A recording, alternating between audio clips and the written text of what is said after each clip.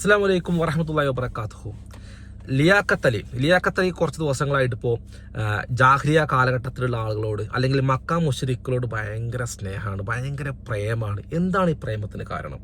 ഇത്രത്തോളം സ്നേഹിക്കാൻ മാത്രം ഇവർ എത്ര മാന്യന്മാരാണോ? അപ്പോൾ ഇവൻ പറയുന്നത് എന്താ, ഇവർ വളരെ മാന്യരാണ്, ഇവർ ഒട്ടും അസഹിഷ്ണുതയില്ലാതെ സഹിഷ്ണുതാ മനോഭാവത്തോടു കൂടി അതേപോലെ തന്നെ എല്ലാ മതങ്ങളെയും മതവിശ്വാസത്തെയും ഇസ്ലാമിലേക്ക് പ്രചരിപ്പിക്കാൻ ഒരു തടസ്സവും നിൽക്കാത്ത, റസൂലിനെ കൊല്ലാൻ ശ്രമിക്കാത്ത, ഒരു പ്രയാസം ഉണ്ടാക്കുന്ന നല്ലവരായ മനുഷ്യരാണ്, നല്ലവരായിട്ടുള്ള ഉണ്ണികളാണ്. ഈ ഉണ്ണികളെ നിങ്ങൾ എന്തിനാണ് കുറ്റം പറയുന്നത്? മുസ്ലിങ്ങൾ പറഞ്ഞു വെച്ചിട്ടുള്ള കള്ളക്കഥകൾ മാത്രമാണത്.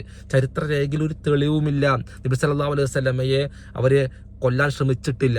പക്ഷെ അവർ ചെറുതായിട്ട് അവിടെ ഇവിടെയൊക്കെയുള്ള ചെറിയ പ്രശ്നങ്ങൾ മാത്രമേ ഉണ്ടാവും എന്നുള്ളൂ. കൊല്ലാൻ ശ്രമിച്ചിട്ടൊന്നുമില്ല കേട്ടോ, അതൊന്നും ചെയ്തിട്ടില്ല.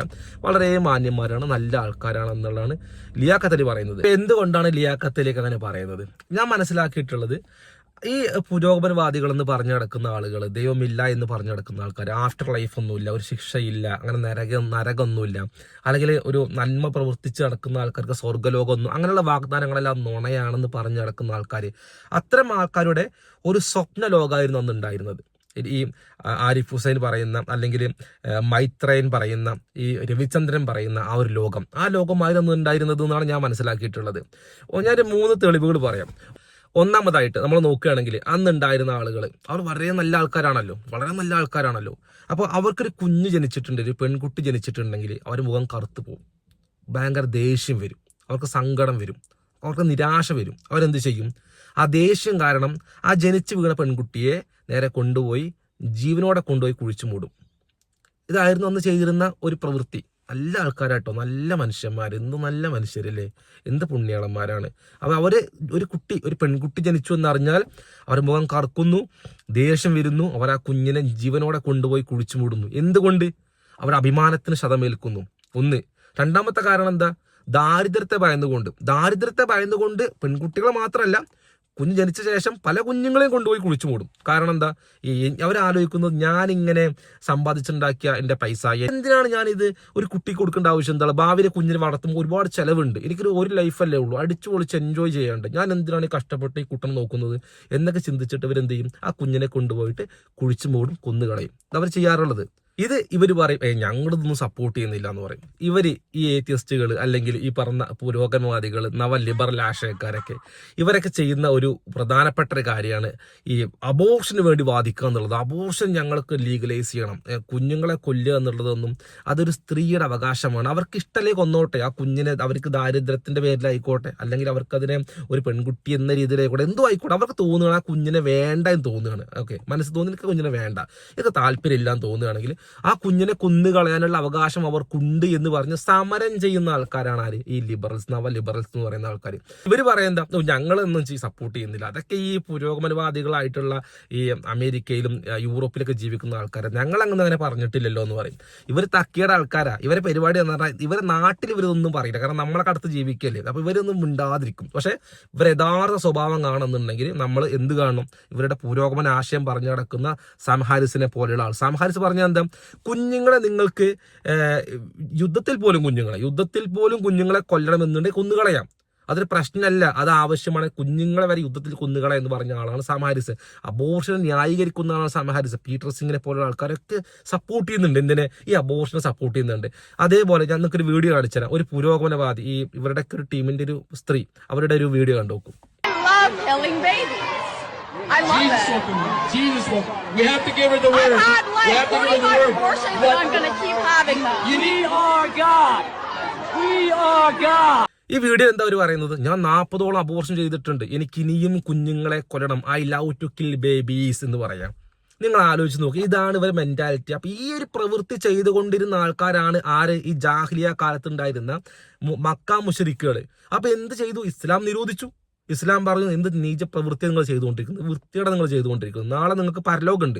അള്ളാഹു നാളെ പരലോകത്ത് നിങ്ങളോട് ചോദ്യം ചോദിക്കും. ആ കുഞ്ഞുങ്ങൾ ചോദിക്കും നിങ്ങളോട്, എന്തിന്റെ പേരിലാണ് എന്നെ കൊന്നത് എന്നുള്ള കുഞ്ഞ് ചോദിക്കും. നിങ്ങൾ ഉത്തരം പറയേണ്ടി വരുമെന്ന് അള്ളാഹു ഖുർആനിലൂടെ വചനം ഇറക്കുകയാണ്, അത് നിരോധിക്കുക ചെയ്യുന്നത്. സ്വാഭാവികമായിട്ട് സൈക്കോ പുണ്യാളന്മാരായിട്ടുള്ള, നല്ലവരായിട്ടുള്ള, നല്ല മനുഷ്യരായിട്ടുള്ള, സമാധാന പ്രിയരായിട്ടുള്ള ആളുകൾ കുഞ്ഞുങ്ങളെ കൊന്നുകളയുന്ന ചെറിയ പ്രവൃത്തി, വളരെ ചെറിയ പ്രവൃത്തി, ആ പ്രവൃത്തി ചെയ്തുകൊണ്ടിരുന്ന ഇസ്ലാം നിരോധിച്ചു. ഒരിക്കലും സഹിക്കില്ല. ഓക്കെ. രണ്ടാമത്തെ കാര്യം ഇവരുടെ രണ്ടാമത്തെ മനോഹരമായിട്ടുള്ള കാര്യം എന്ന് പറയുന്നത് ലഹരിയുമായി ബന്ധപ്പെട്ട വിഷയം. മദ്യത്തിൽ അഴിഞ്ഞാടി ജീവിച്ചിരുന്ന ആൾക്കാർ, അവർ മദ്യത്തിൽ ലഹരിയിൽ മുങ്ങിക്കുളിച്ചിരുന്ന ആൾക്കാർ. ഇപ്പം ഇവർ പറയുന്നൊരു കാര്യമാണ്, ഞങ്ങൾ മരിച്ചു പോയി കഴിഞ്ഞാൽ എന്നെ ഒരു മുന്തിരിച്ചെടിയുടെ താഴെ കൊണ്ടുപോയി മറവ് ചെയ്യണം. അതൊന്ന് ആലോചിച്ച് നോക്കുക. എത്രത്തോളം മദ്യം ലഹരിയിൽ അഡിക്റ്റ് ആയിട്ടുള്ള ആൾക്കാരാണ്. അവരെ സംബന്ധിച്ചിടത്തോളം അവരെന്താ ആലോചിക്കുന്നത്, ഒരു ലൈഫല്ലേ ഉള്ളൂ, വൺ ലൈഫ്, വൺ ചാൻസ് അല്ലേ. അപ്പൊ നമുക്ക് അടിച്ചു പൊളിക്കണ്ടേ. അങ്ങനെ അടിച്ചു പൊളിക്കാൻ അങ്ങോട്ട് എന്ത് ലഹരി കുടിച്ച് ആർമാദിച്ച് അവിടെ കിടക്കേനെ. ചത്ത് കിടന്നാൽ അവിടെ കിടന്നിട്ട് ഇങ്ങനെ അവിടെ കിടക്കുമ്പോൾ ഒരു മുന്തിരിച്ചെടി മേലെ കൊണ്ടുപോയി കുഴിച്ചു മൂടണം എന്നാണ് ഇവരുടെ ആഗ്രഹം. നിങ്ങളൊന്ന് ആലോചിച്ച് നോക്കുക. ഇനി അന്ന് ഈ പറഞ്ഞ നമ്മളെ നാട്ടിലത്തെ സിന്തറ്റിക് ഡ്രഗ്സ് ഒന്നും ഇല്ല കേട്ടോ, അല്ലെങ്കിൽ അതും അവർ അടിച്ചു കൂട്ടി അടിച്ചേനെ. അപ്പൊ അവർ ഉള്ള സാധനം അവർ അടിച്ചു പൊളിച്ച് ലഹരി ഉപയോഗിച്ചുകൊണ്ടിരിക്കുകയായിരുന്നു. എന്താ സംഭവിച്ചത്?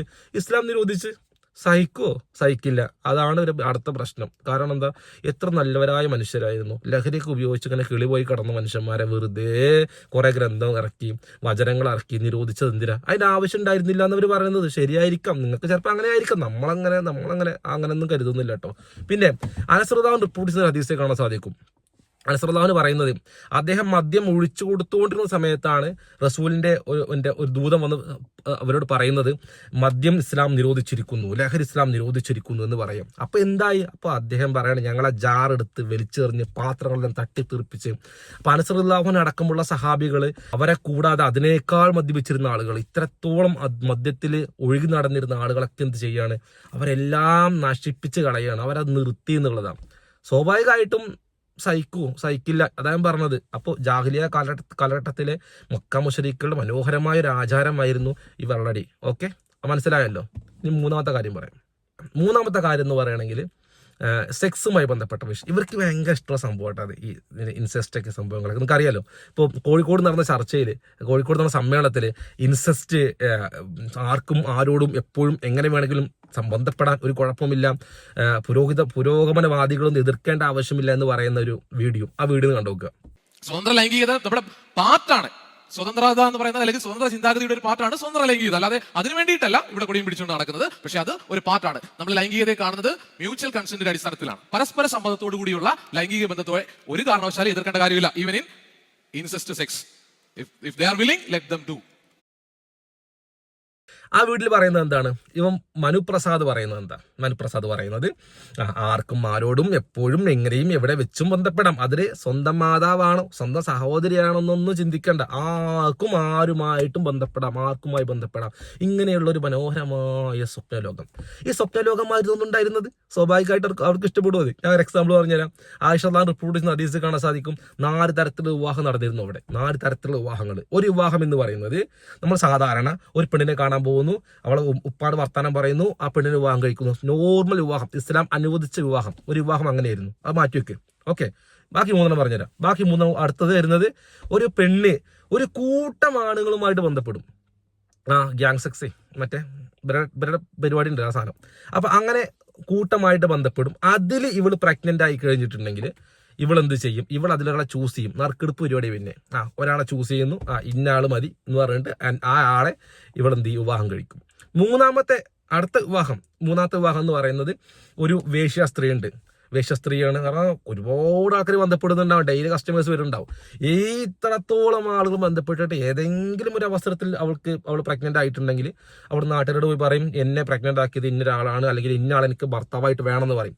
ആ പറയുന്ന ആൾ ചിലപ്പോൾ അങ്ങോട്ട് പോയിട്ടേ ഉണ്ടാവൂല. പക്ഷെ അത് സ്ത്രീയുടെ അവകാശമാണ് അല്ലേ, അപ്പൊ കുഴപ്പമില്ല. അപ്പൊ അങ്ങനെ ആ സ്ത്രീ എന്ത് ചെയ്യും? ഒരാളെ ചൂസ് ചെയ്യും, അവനെ വിവാഹം കഴിക്കും. അവൻ നിർബന്ധിതനാണ് വിവാഹം കഴിക്കാൻ വേണ്ടിയിട്ട്. അവൻ വിവാഹം കഴിക്കും, അവളെ ഏറ്റെടുക്കും എന്നുള്ളതാണ്. അടുത്തൊരു വിവാഹം എന്ന് പറയുന്നത് അടുത്ത വിവാഹം എന്ന് പറയുന്നത് ഭർത്താവ്, നല്ലവനായ ഭർത്താവ്, വളരെ മാന്യനായ ഭർത്താവ്, നല്ല മനുഷ്യനാട്ടോ. പുള്ളിക്കാരൻ എന്ത് ചെയ്യുന്നതാണ്? പുള്ളിക്കാരൻ്റെ ഭാര്യയെ ഏതെങ്കിലും ഒരു അവിടെ അന്ന് ജീവിച്ചിരുന്ന ഫ്രീ തിങ്കറിന്റെ വീട്ടിലേക്ക് അയക്കും. ഫ്രീ തിങ്കർ എന്ന് പറയുന്നത് ഈ മക്ക മുശ്രിക്കിന്റെ ലെവലിലേക്കുള്ള ഒരു മനുഷ്യന്റെ വീട്ടിലേക്ക് അയക്കും. മക്ക മുശ്രിക്കിന്റെ വീട്ടിൽ പോയിട്ട് ഉന്നത കുലജാതനായിട്ടുള്ള ആ മക്ക മുശ്രിക്കിന്റെ വീട്ടില് ആ സ്വന്തം ഭാര്യ അവനുമായിട്ട് ബന്ധപ്പെടും. അങ്ങനെ ഒരു കുട്ടി ഉണ്ടാവും. അപ്പോൾ അങ്ങനെ സന്തോഷം അല്ലെ, നല്ല കാര്യം, എന്തോ നല്ല കാര്യം പറയുന്നല്ലേ. നിങ്ങളൊന്ന് ആലോചിച്ച് നോക്കുക. എന്നിട്ട് ആ കുഞ്ഞിന് എന്തിനാന്ന് വെച്ചിട്ടുണ്ടെങ്കിൽ, എന്റെ കുടുംബത്തിൽ ഒരു നല്ലൊരു വെളുത്ത സുന്ദരനായ ഒരു ചെറുപ്പക്കാരൻ വരികയാണല്ലോ, കുട്ടി കിട്ടുമല്ലോ എന്നുള്ള ചിന്തയിൽ സ്വന്തം ഭാര്യനെ പറഞ്ഞയച്ചിട്ട് ആ സ്വന്തം ഭാര്യനെ വേറൊരാൾ കൂട്ടി കൊടുക്കുന്ന പരിപാടി. ഇതാണ് അടുത്തത്. ഇന്ന് നല്ല മനുഷ്യരല്ലേ, നല്ല മനുഷ്യരാണ്. അടുത്ത മനോഹരമായ മറ്റൊരു ആചാരം കാണിച്ചു തരാം.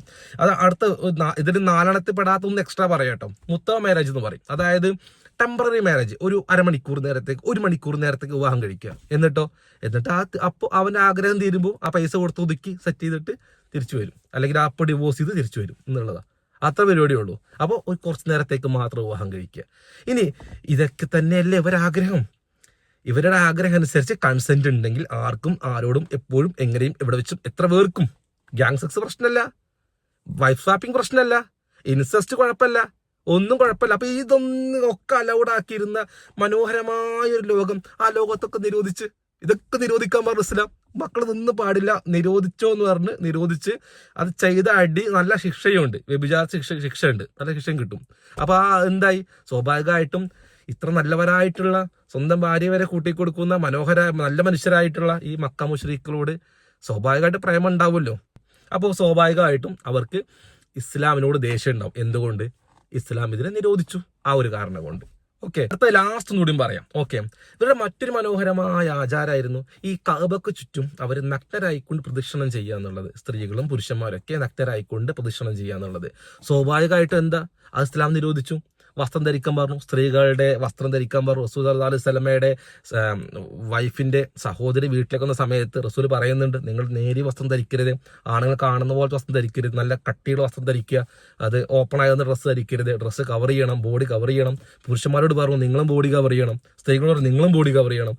സഹിക്കോ? നല്ല മനുഷ്യരല്ലേ, അത്ര നല്ല സ്നേഹമുള്ള നല്ല ആചാരങ്ങൾ കൊണ്ടുവരുന്ന ആൾക്കാർ ആ നിരോധിച്ച സമയത്ത് സ്വാഭാവികമായിട്ടും അവർക്ക് ദേഷ്യം ഉണ്ടാവും എന്നുള്ളതാണ്. അപ്പോൾ ലാസ്റ്റ് ആയിട്ട് എനിക്ക് പറയാനുള്ളത്, ഇസ്ലാം ഇതെല്ലാം നിരോധിച്ചു, ഏറ്റവും നല്ലത് മാത്രം നിലനിർത്തി എന്നുള്ളതാണ്. നമ്മൾ അഭിമാനിക്കുക, മുസ്ലിം ആയതുകൊണ്ട് അഭിമാനിക്കുക. അൽഹംദുലില്ലാ. ഓക്കെ, അസ്സലാമു അലൈക്കും വറഹ്മത്തുള്ളാഹി വബറകാതുഹു.